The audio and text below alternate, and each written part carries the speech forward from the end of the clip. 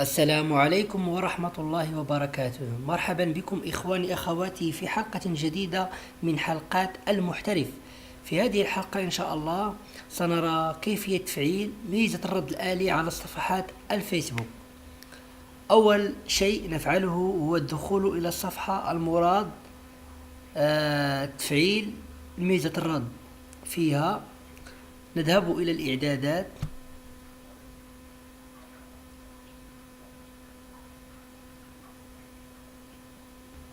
وبعد ذلك نذهب إلى المراسلات،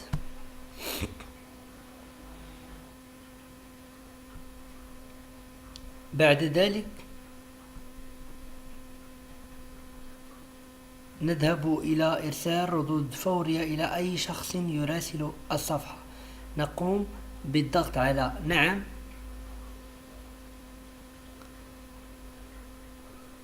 وتذهب إلى التغيير،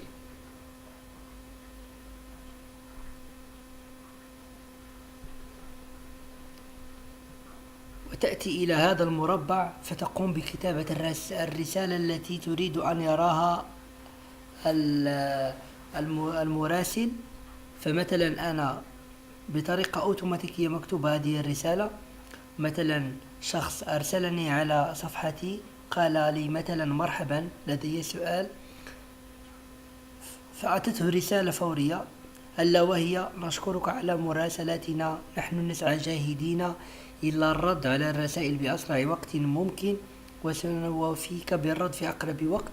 فهذه الرسالة الأوتوماتيكية لدي، فأنت حر أن تكتب أي رسالة تريدها، مثلا القيام بمسح هذه الرسالة وتكتب الرسالة التي تريدها،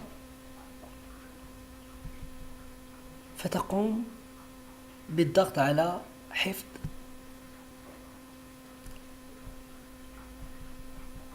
كما ترون هكذا قد عرفنا كيفية تفعيل ميزة الرد الآلي على صفحات الفيسبوك. فأتمنى أن يعجبكم هذا الفيديو، ففعلا إذا أعجبكم الفيديو لا تنسوا الضغط على زر الإعجاب للتشجيع، ولا تنسوا أيضا الاشتراك في القناة ليصلكم جديد المحترف، وقوموا بمشاركة هذا الفيديو مع أصدقائكم ليستفيدوا. وأشكركم على حسن متابعتكم، وإلى اللقاء إلى حلقة جديدة إن شاء الله.